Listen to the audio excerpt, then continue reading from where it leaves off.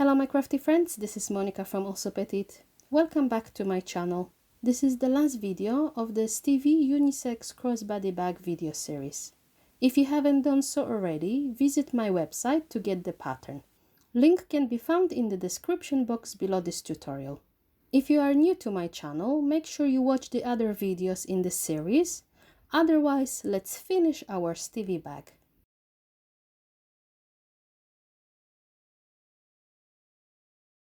Now you're going to take your strap connectors and fold the longer edges towards the center, like I already have done here. Here we go.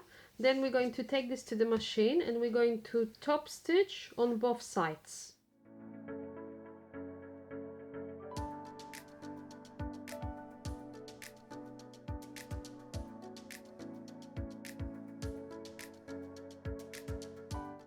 Take one of your D-rings and your strap connector and you're going to wrap it around, just like that. Fold it in half so the raw edges meet in the center.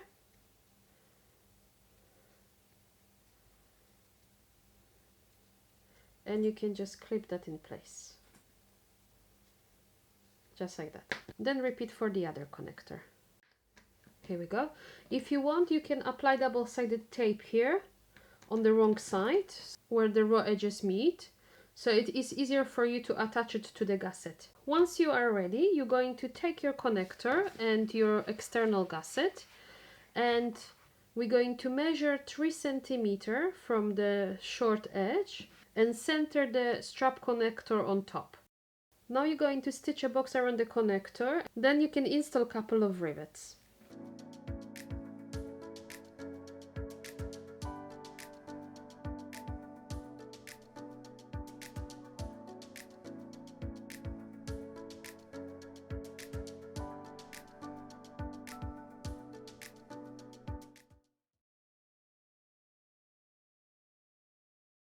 Take your zipper casing and with right sides together, you're going to place it on top of the gusset.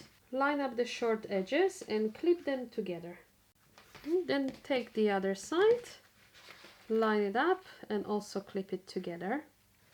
Here we go, just like that.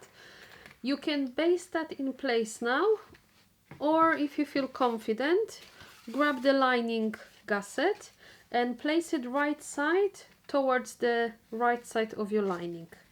So the right sides are facing each other.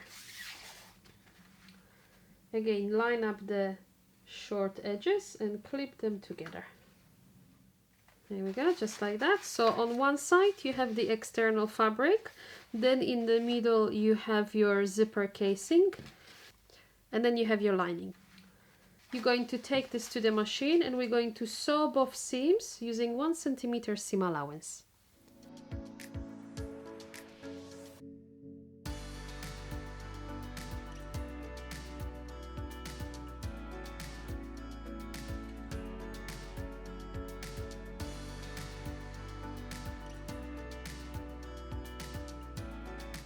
Now you're going to bring the gusset's wrong sides together. So just flip that panel. Just like that. So you have nice one long gusset. So next you're going to have to take your stabilizer and we're going to insert the stabilizer between the lining gusset and the external gusset.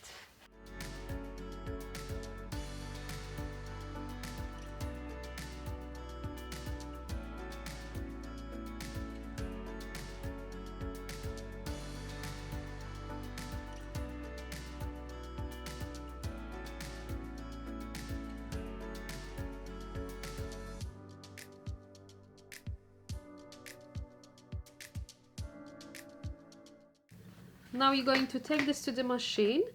We're going to top stitch along that finished seam on both sides, and then we're going to baste that gusset along those 2 raw edges here.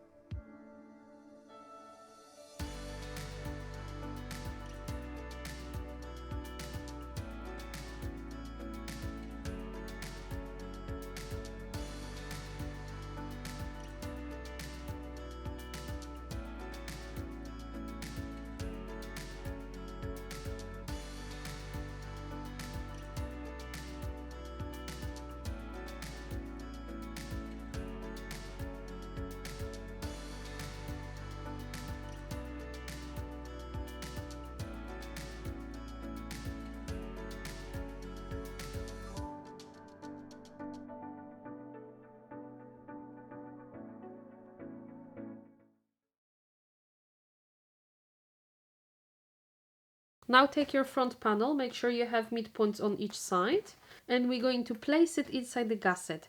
So make sure you place it along that front zipper casing, so don't confuse it and don't place it next to the handle. This one is towards the back, so we'll put the back panel here. At the moment we're working on this side because we're working on the front. So with right sides together, you're going to line up all 4 midpoints. So the top edge of your front goes along that zipper casing.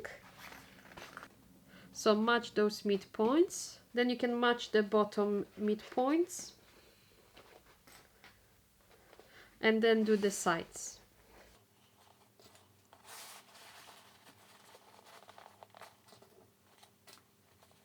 Then you can line up the remaining gussets all around the front panel. So if you have to, you might want to snip the gusset just around those curved corners to make it easier for you to line it up. Once you have the front panel clipped to the gusset, you're going to take this to the machine and we're going to saw the seam around the entire panel using 1 centimeter seam allowance.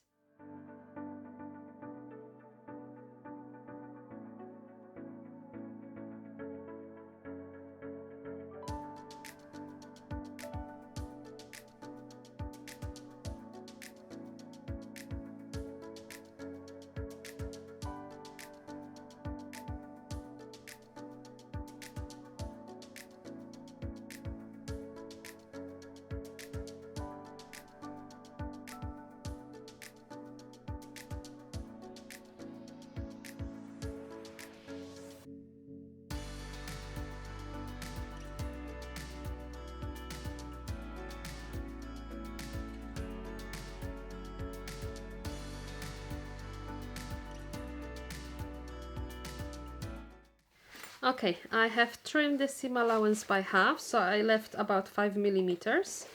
And now I'm going to bind those raw edges with the bias tape. I'm going to show you a slightly different way of joining those two ends of the bias tape together, just to give you an alternative method to what it is written in a sewing instructions. So unfold one edge and you're going to line up that edge along that raw edge here. So leave maybe about 5 centimeter tail and then start clipping. So you're going to clip all around the panel. All right, keep that tail aside, continue clipping.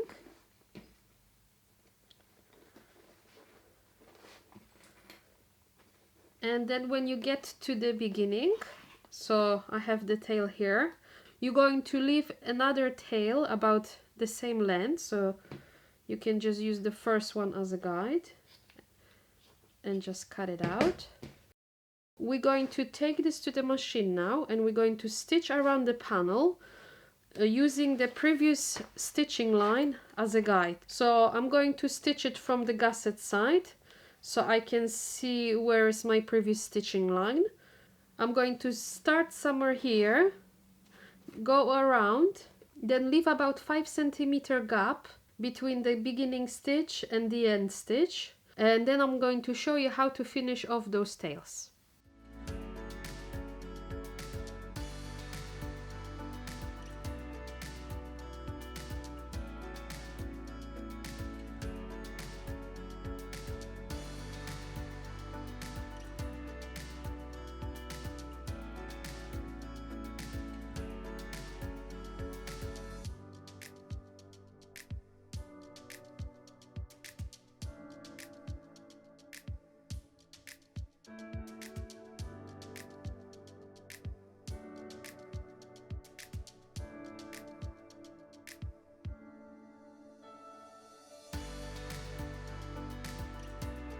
After you stitch the bias tape, you're going to line up the bias tape so it meets in the middle, the way you would finish the seam, and then you're going to mark on both sides where the bias tape is meeting. Once you've got those notches, you need to leave about 1 centimeter seam allowance, and then you can just trim the excess.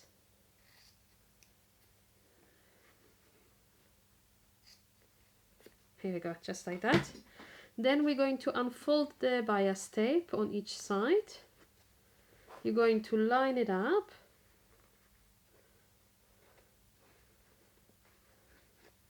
Clip that in place.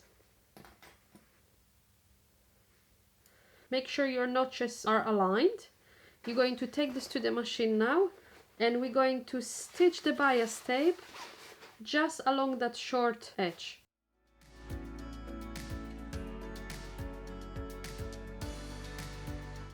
Then you can just line up the bias tape where the gap is. Clip it in place. And then just finish stitching that seam. Once you completed the seam, you're going to flip the bias tape towards the gusset, covering the raw edge. You can clip that in place. Make sure you cover the previous stitching lines so all those stitches aren't visible. And just continue around the panel. Now you're going to take this to the machine, and we're going to top stitch the bias tape around all sides.